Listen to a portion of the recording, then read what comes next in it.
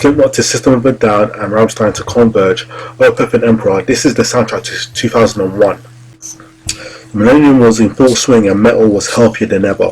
The seeds that had been planted in the 1990s were coming to fruition.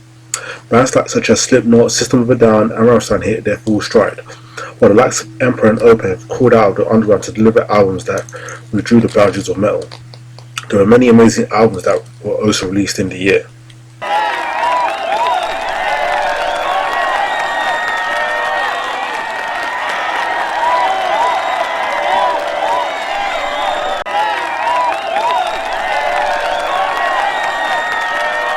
Converge's fourth album is one of the most important records in the history of underground music.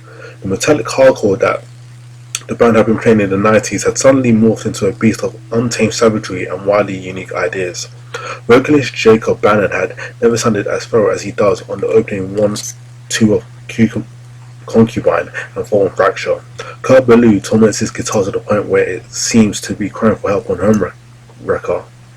And the rhythm section of drummer Ben Kolar and bassist Nate Newton treat the listener like their own personal punch bag.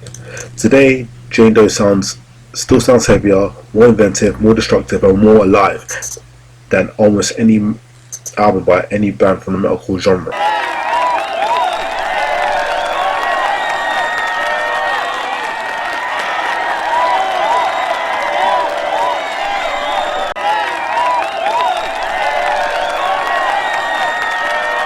Cool but proudly ambitious, Dimmu Borgir outgrew their shadowy origins on this impossibly bold and belligerent monument to the dark side.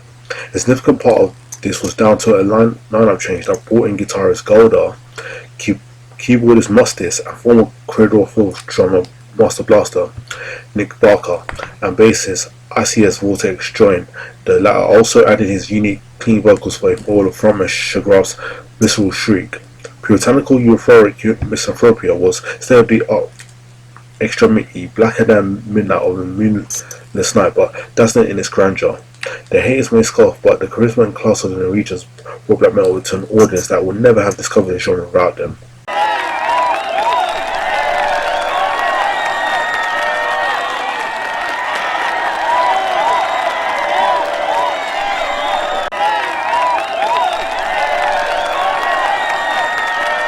The idea of a bunch of black metal malcontents like Emperor make such a bold and ambitious albums as Prometheus, The Discipline of Fire and Demise would have been unthinkable even half a decade before. But anyone who had followed their career could see it coming. Main man Ishan had long bristled against the confines of what relatively self-limiting. Prometheus still had its moments of jarring noise, but they were just a part of bigger, richer tapestry that owed as much to the visionary spirit of progressive rock as it did Venom and Bathory. Where it inspired a host of black metal bands to wiped off the corpse paint and busted open their sound. Emperor themselves knew they couldn't top it, and probably split up soon afterwards, leaving Prometheus as a stellar epitaph.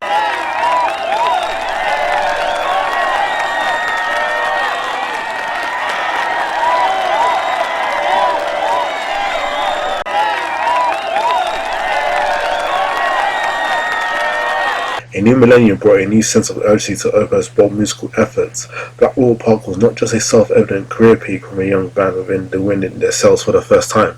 It also had a profound impact on the entire world of heavy music, as elaborate epics like the Infinity and Drapery Falls reintroduced progressive ideals and created bravery to the metal world, while acoustic revelries like Harvest showcased a desire to move beyond it. Full of gorgeous melodies but still wonderfully heavy, Opeth's breakthrough album is widely and rightly revered as both a classic and a progressive metal benchmark.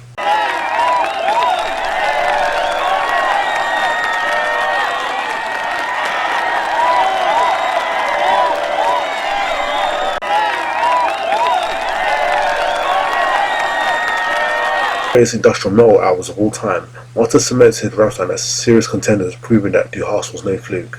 The album's first half is literally just singles, even ballad-esque title track proving hit.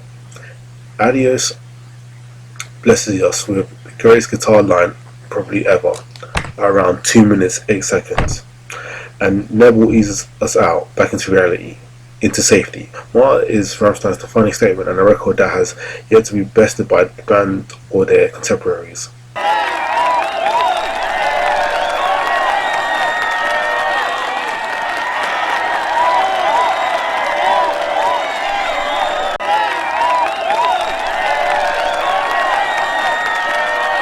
Following the release of Diabolicus in Musica in the late 90s, nobody was really sure what to make of Slayer's future.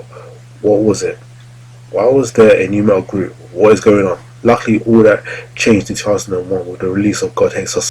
Yes, the album had more realism in the lyrics, mirroring the uncertainty of the times. Musically, though, it was a return to the cold-eyed brutality that the band like no one else, or at least on the stellar Disciple and Bloodline. With God Hates Us All, Slayer went back to their ferocious best.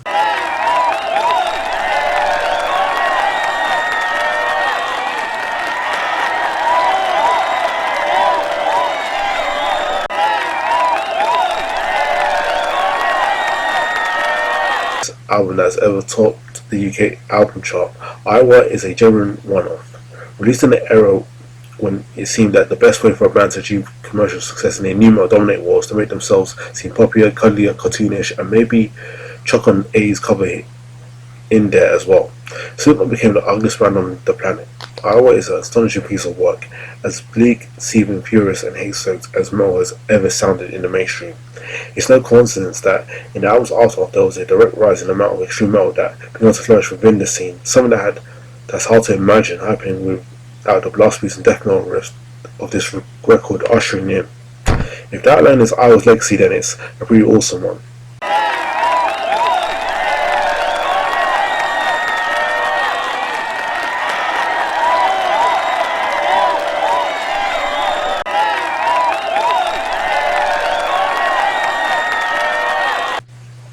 Debuting at number 1 in the US, System of a Down's second album turned them from hot new band to one of the biggest names in the world of music. That it managed this feat without sacrificing one iota of the band's quirks and oddness is a stunning achievement. Now that songs like the title track, Prison Song, Aerials, and the career-dominating Chop Suey are so deeply woven into the fabric of metal, it would be easy to forget just how bizarre and challenging those compositions are, but the fact that they're in generational anthems is a trick that maybe no other band can claim to have done. Toxicity has reached the age and it still sounds as weird as inhumanly as it did nearly 20 years ago.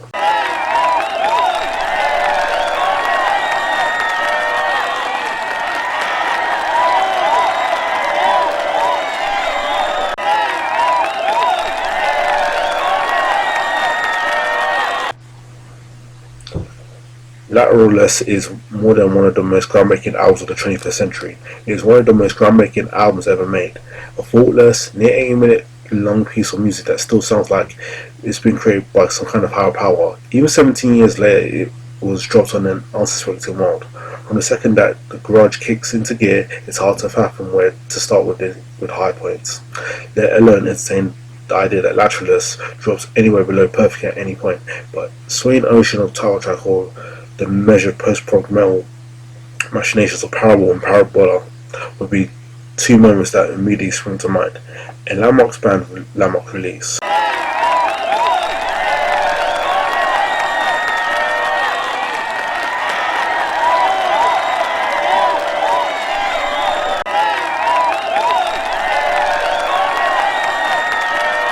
While it's inaccurate to say that Rob Zombie embarked on a significant change in direction on his second solo album, there was plenty of evidence that the Sinister urge heralded the first use of a more adventurous and eclectic sonic palette.